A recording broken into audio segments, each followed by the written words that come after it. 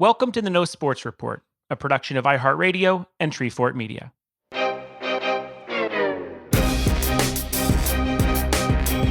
My name is Jensen Karp, and I'm a sports fan, so I'm concerned about a lot of things.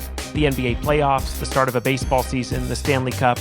But above everything else, I'm most concerned about the high five. It's an athletic institution. It was arguably invented by LA Dodgers outfielder Glenn Burke and Dusty Baker after a 1977 home run, and now its entire future is under review. Will germs take away the easiest way to celebrate your favorite player doing something cool? Will it be replaced by a head nod, or a polite bow, or like a running man from 6 feet away? It's things like this that keep me up at night. And I need my rest, because I'm continuing to talk to athletes and sports industry professionals about what they're doing in quarantine, hoping to figure out if they miss competing as much as I miss watching it. This is the No Sports Report. One of my favorite NBA players is Enes Kanter, and for many reasons. You see, this guy went through a lot to play professional basketball in the United States. He left his family behind in his dangerous homeland of Turkey, a country whose government he's criticized publicly, and as a result received serious death threats and been completely disavowed from speaking to his relatives still living there. And on top of that, at 17 years old, he had to hop from high school to high school, trying to find a program that would find him eligible to play, despite having a professional contract at one point in another country. And after finally playing in a senior year at a school in Simi Valley, California, he committed to Kentucky, the basketball institution that planned to thrust him into the spotlight and get him ready for professional competition. Well, that is until they found him ineligible too. The good news about Kanter is that since these false starts, he's put together quite an impressive NBA career. Drafted by the Utah Jazz and then traded to the OKC Thunder, where he was the first player in franchise history to score at least 30 points and grab 20 rebounds in a game. He's since made himself a dependable utility player, especially in the playoffs, with stops in New York, Portland, and the team he signed with right before the 2020 season, the Boston Celtics. He's been a fan favorite at every stop, even though his true passion seems to be that of a despicable WWE heel. I talked to Enes in depth about his eventual career in pro wrestling, the lovable enigma that is Tacko Fall, the end of Ramadan and quarantine, and if the Undertaker's eye roll thing is real. Get ready to have a brand new favorite basketball player on this episode of the No Sports Report.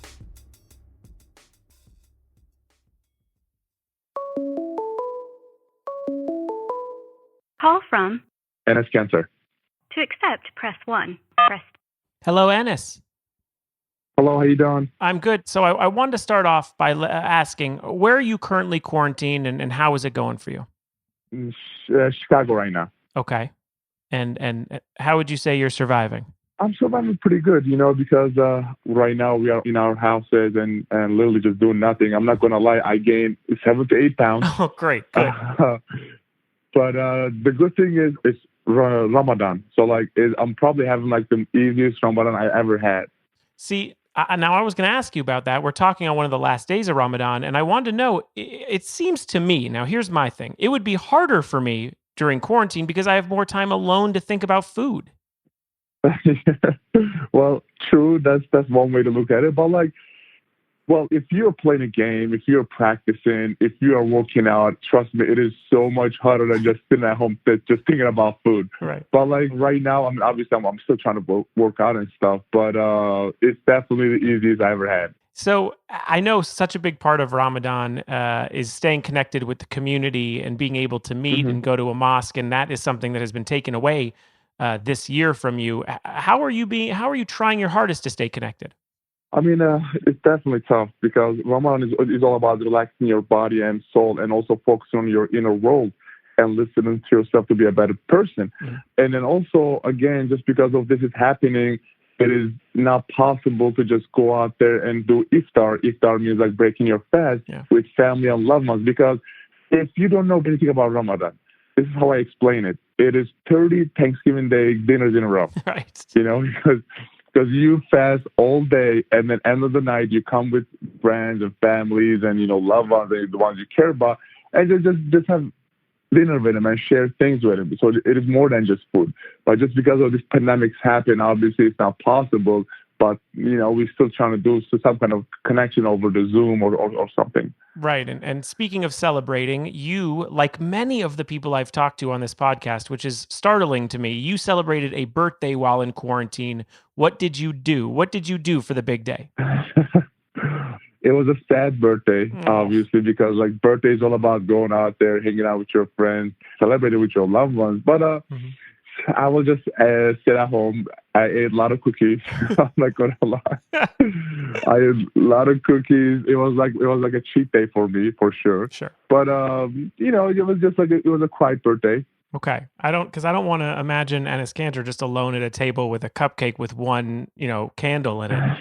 Well, I wanted to know, I've read that you are a big reader. You love documentaries. What have you watched? What have you read during this time?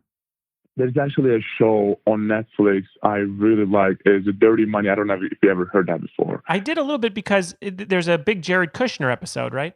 There you go. Yeah. And I mean, they talk about lots of things. I mean, obviously, instead of just watching a movie and getting nothing out of it, I was just like, you know what, this is like quarantine time, so I'm just gonna like not waste my time, but actually use it in good. So like, I'm actually watching that. There's actually a really interesting show called The Family on Netflix too, and I know the people, so like that's why I wanted to watch it. Okay. But with the books.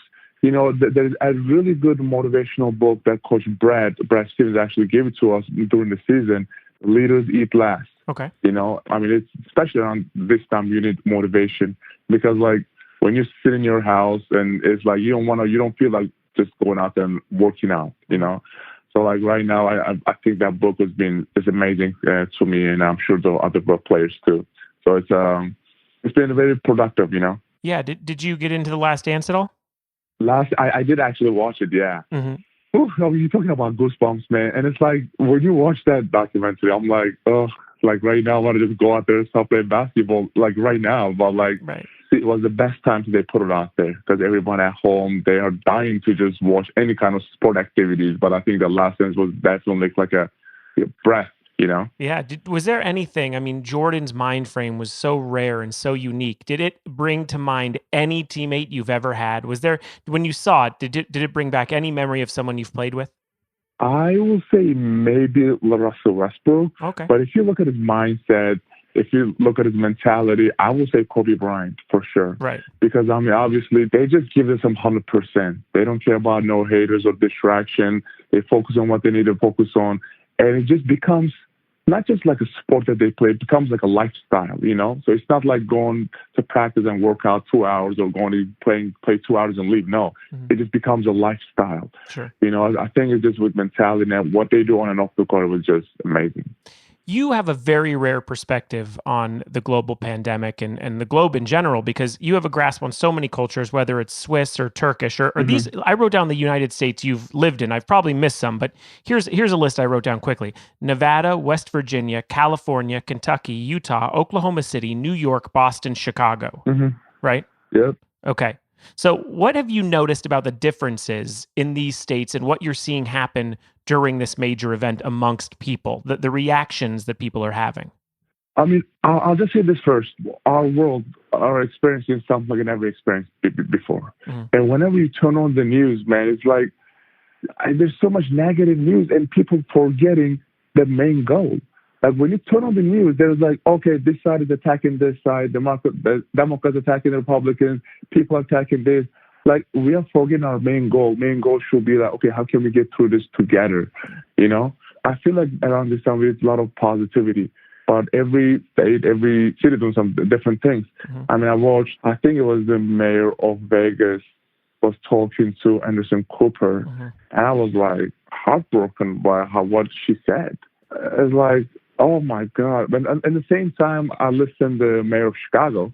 I mean, she is just, probably right now, like doing one of the most funniest and the safest, I guess, mayor that's out there. I don't know if you follow her on Twitter. She's like, your jump shot was broke and it's going to stay broke after quarantine. So just like stay in the house. Yeah. I feel like, just people are forgetting the main goal. It's just like we should just stay as one and fight against this together. Not like, this said this, Absolutely. I mean, you have lived in both red states and blue states your entire time here in America. And I guess you've been able to see both sides. And like you're saying, the best case scenario is that we could at least work together to beat a global pandemic. Exactly. Yep.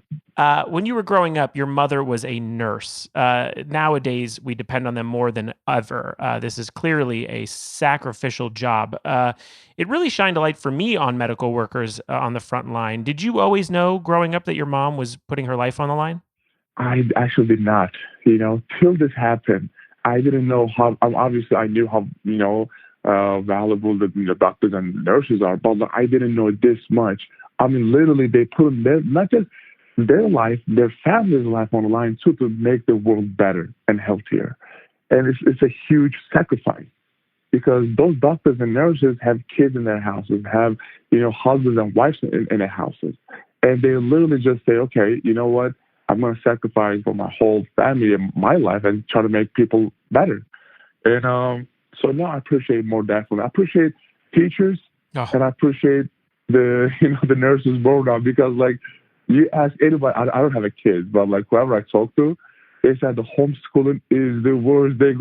Kids are going crazy. Yeah.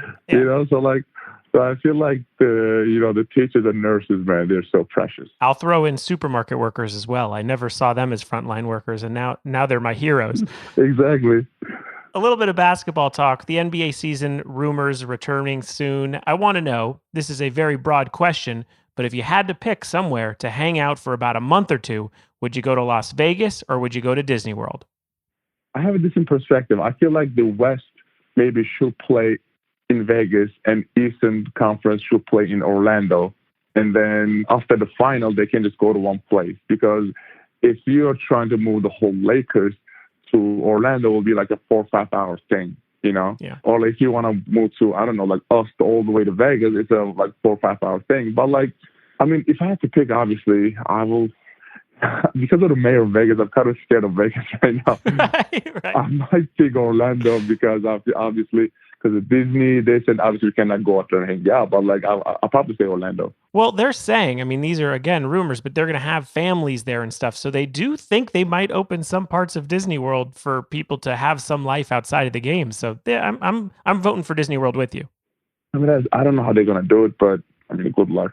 And that's a bigger question for you. After the Adam Silver call, which you've been rather candid about in discussions within your team, do you feel safe?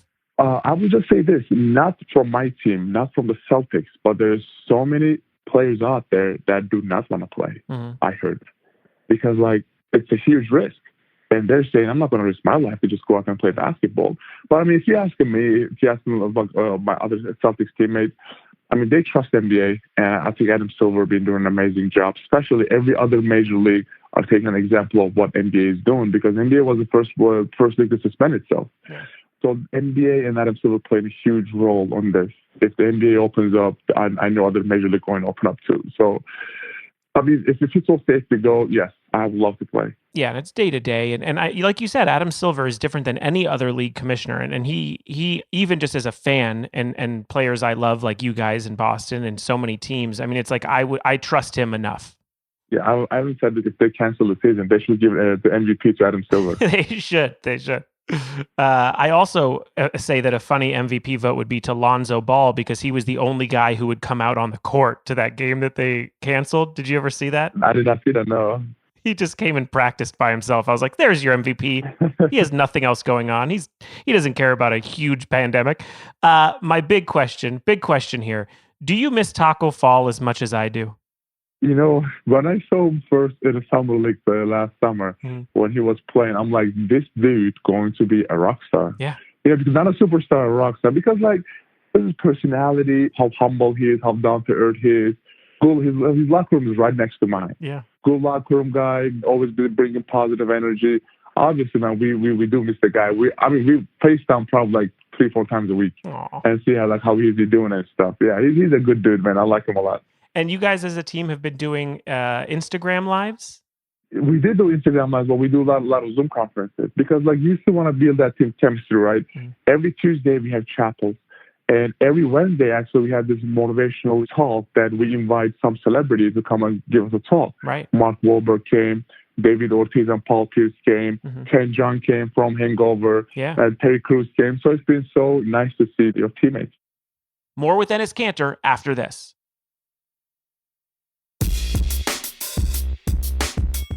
Right now, Feeding America is working tirelessly to ensure our most vulnerable populations, like students who are out of school, the elderly, individuals whose jobs are impacted, and low-income families, continue to have access to food and other needed resources during the COVID-19 pandemic.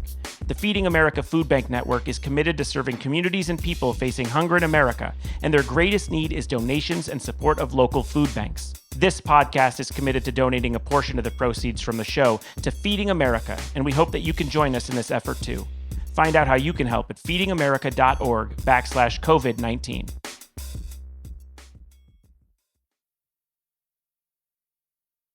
And now, the rest of my chat with the Boston Celtics, Enes Kanter. Well, let's get into what I really want to talk about, which is WWE. I am a big fan. I also, in a prior life, I was a writer of Monday Night Raw back in 2005. So I can hang with you. Amazing. Yeah, I can hang with you. When did you start watching, and what drove you to be such a fan of pro wrestling? Okay, so first time I started watching it, I was in college, because I couldn't get to college basketball because of some, eligibility stuff, because I played professional league or whatever. So and then I was like, wanted to get on hobby, and I started watching it when I was 17 years old, and I'm like, wow, this is like so amazing. Mm-hmm. And I actually went to one of the matches in Indiana because it's close to Kentucky. It was like, this is my world. I'm going to become a wrestler. I remember watching it Kane. Mm-hmm. I'm like, okay, this is amazing. And after that, I was just like, keep watching it. But like, my favorite was Undertaker, obviously. But the most heartbroken moment I had in my whole NBA and so whole American life, that when Undertaker lost in WrestleMania against Brock Lesnar. It was so shocking. Oh, my Lord. It's hard to tell people who aren't into wrestling what it meant. Yeah, oh, my God. I really, truly felt it was the streak. It was the Cal Ripken streak. I thought it was supposed to be the thing that never gets broken, and then there it went away so fast. Actually, they did that. I was so heartbroken, you have no idea.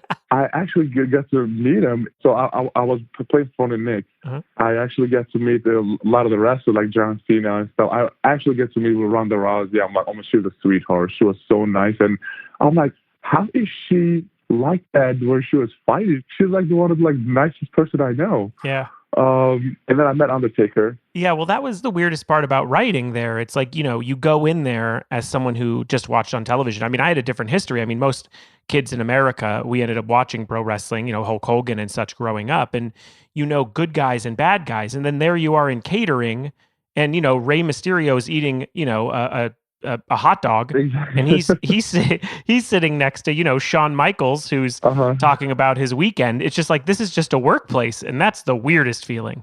Yeah, so I actually went to the backstage. I saw some of the wrestlers, girls and guys. I'm like, oh my God, this is so amazing, but at the same time it's so weird. I actually get to meet with Undertaker in Madison Square Garden. Yeah. He came to my locker room, and I was wanting to know that the eye rolling thing is fake or not. And I asked him, and I took a video of it. It's actually on my Instagram. And it's real. He did that. So I sit down and talked to him a little bit. He asked me, how old are you, kid? I'm like, back then I was 25. Yeah. So I'm 25 years old. He's like, I got boots older than you. I'm like, okay. But he was my idol. My knees were shaking. Yeah. Just because I play for the Knicks, Paul Heyman actually just comes to some of our games, and he's actually my really good friend. Mm-hmm. He actually is like, hey, let's go. Are we doing this? I'm like, dude, relax. I got to finish my basketball career first. Then I am all yours. Well, I did want to talk about that. Number one, Heyman rules. Shout out to Paul Heyman, a great guy. Yeah. You were able to make an appearance in the WWE already at one of the most historic buildings for that business, which is Madison Square Garden. You won the 24/7 title, even if for just a few minutes. What was it like to be in that ring for you? Oh, you have no idea. I was so nervous. And Paul Heyman said, you're going to be one of the most hated person in New York that night. Are you ready for it? I'm like, I born for this. Let's go. So I pinned them. I won the title. I revealed my jersey. It was a Celtics jersey. The whole crowd was booing. Because I played for that team. They should love me. Sure. But the whole crowd was booing. For me, it was just a lifetime experience. I actually, in the backstage, I got to meet with Vince McMahon. Mm-hmm. I talked to the Triple H a little bit. He's like, make sure you keep my number in your phone. I'm like, okay, sure. That's great. Do you feel more confident as a heel over a babyface? For sure. Oh my God, I'm gonna be a heel. I'll be the heel, like the biggest heel that the WWE ever seen.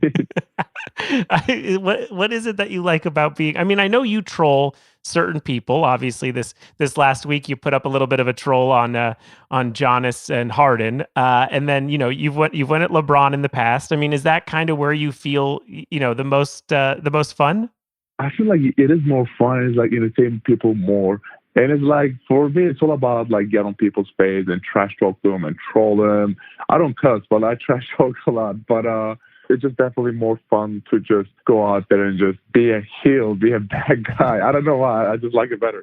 What do you think about Gronk as your current 24/7 champion? So the SummerSlam was going to be in Boston in at TD Garden this summer, but I think it's canceled. Sure. So I was thinking, like, if me and Gronk go against each other, the Boston crowd will go crazy. Crazy. The only way you can get that to be bigger is if Brady is the ref. Oh my God! Yeah, right now they probably hate him so much. With a huge reveal of his jersey. Yeah. Who would you say are your current favorite superstars if you're watching every week? Oh man, I guess so many of them right now. Hold on. I like the big dog. Sure. I like the big dog. I like the big dog a lot. From the girls, actually, Dana Brooke was my really good friend. Yes. I'd probably say her. Mm-hmm. Did you watch WrestleMania? And what did you think of those cinematic matches, those sort of out-of-the-ring movie things? Oh, my God. WrestleMania was like the biggest event, right? Mm-hmm. But like this year was like so awkward and weird because with no fans. Right. It's like you only hear like the wrestling moves and the ring, whatever, but nothing else. Because WrestleMania is all about the fans going crazy, wildness, whatever. But it was a little awkward, but they still did it. I guess I'll take it. Did you like the stuff that was outside of the rings? These kind of like movie matches. I like it too. Yeah. Okay. What would be the Enes Kanter movie match? Like if you had to set up a cinematic thing, would we start in a basketball court? Where would we be? I think just because I'm coming from basketball, so like I'll be playing one-on-one with somebody, and then as soon as he's like taking a shot, right, I'm probably just like attacking him and just like, I don't know, just body slamming him. So like 24/7, I told one of my friends, like, can I like tombstone him? He's like, you're not there yet. Yeah. Like, you're not there yet. You don't want to break nobody's neck. Yeah, tombstone is the one move that I think Undertaker is the only one really allowed to do it because it's so dangerous. I think so. Yeah, I think so. I think my dream for cinematic matches at this point is that it is the only way we could get the dream match of Undertaker versus Sting. Oh, wow. See? Because Sting doesn't have to keep up. He's older, but in the cinematic match, you can hide it. Oh, my God. Yeah. You know what? That would be crazy, yeah. I hope it happens.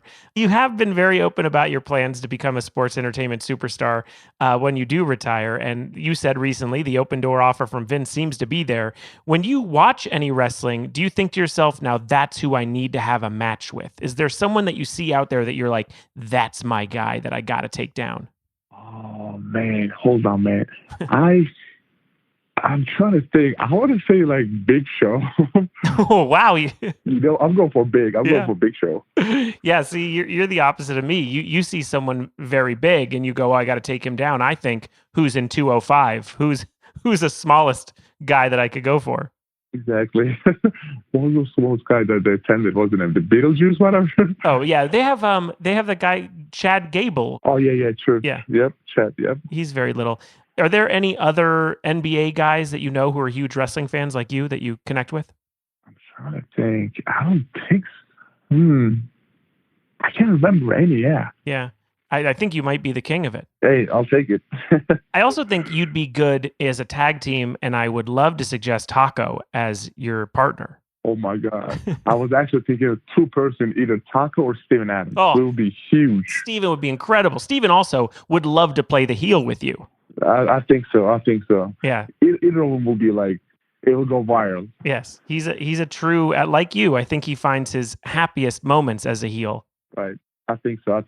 When you think about it, when do you see yourself going there? How many years do you think you have left in the NBA when you look at wrestling and think you'd be making a transition? So I think I'm hoping to play 5 more years. Okay. So I got to finish at least like 14, 15 years in the league.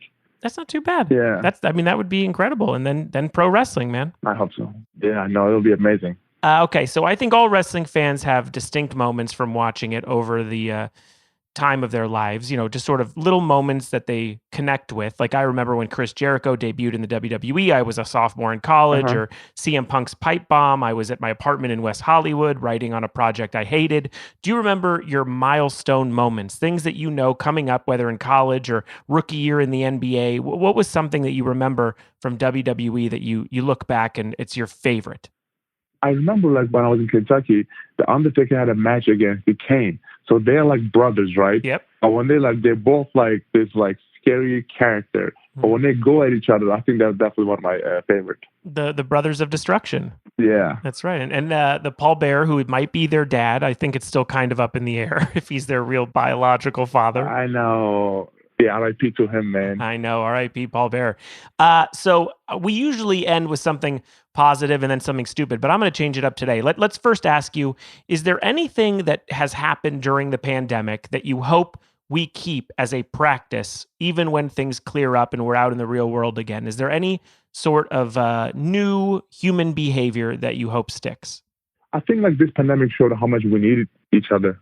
I mean, right now our world needs players the most. I feel like that's what I'm really focusing on. I mean, it doesn't matter what your religion, what your skin color, what your ethnicity, or what your background. I feel like the most important thing in life is leaving a difference on the table and trying to find what we have in common.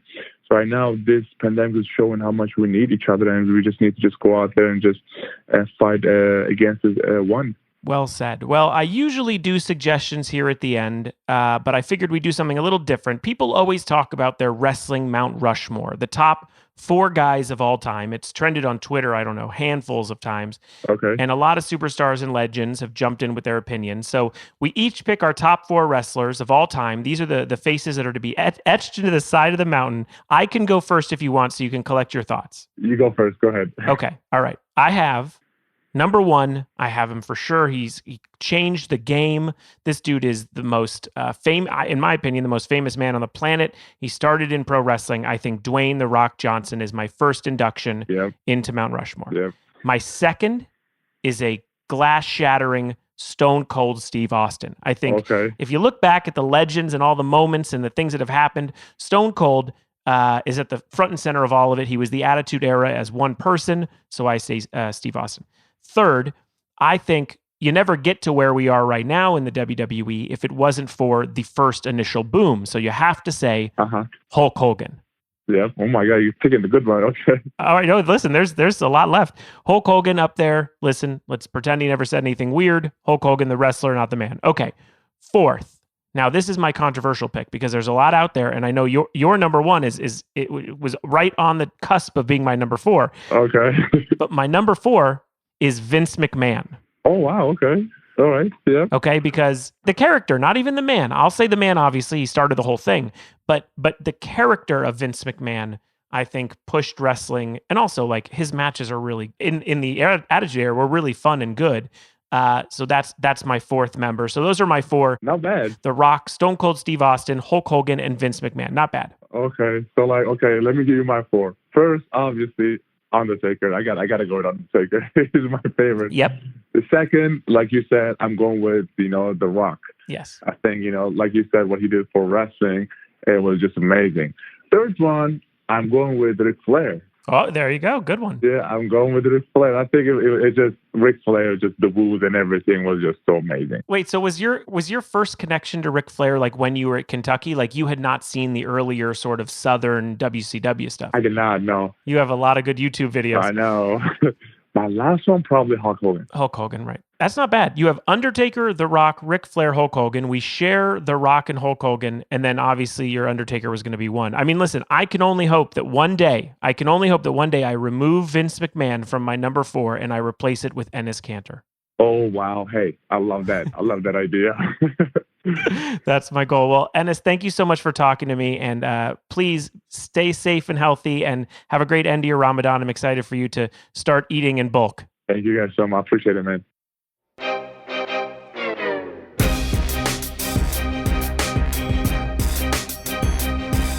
The No Sports Report is produced and distributed by Treefort Media. The show is executive produced by Kelly Garner, Lisa Ammerman, Matthew Kugler, and me, Jensen Karp. Tom Monahan is our senior audio engineer and sound supervisor, with production and editing by Jasper Leak. Additional production help from Tim Schauer, June Rosen, and Haley Mandelberg. Our theme music is composed by Spilkus. If you've enjoyed what you've heard, please subscribe, rate us, and review us on the iHeartRadio app, Apple Podcasts, or wherever you listen to podcasts. And please visit feedingamerica.org. If you're able to make a donation, any amount makes a difference, and you can learn more about other ways you can help on their website. For more information on the No Sports Report, links to the socials, and for show transcripts for our hearing impaired listeners, go to treefort.fm. Be safe and be well. The No Sports Report is a production of iHeartRadio and Treefort Media. For more podcasts from iHeartRadio, visit the iHeartRadio app, Apple Podcasts, or wherever you listen to your favorite shows.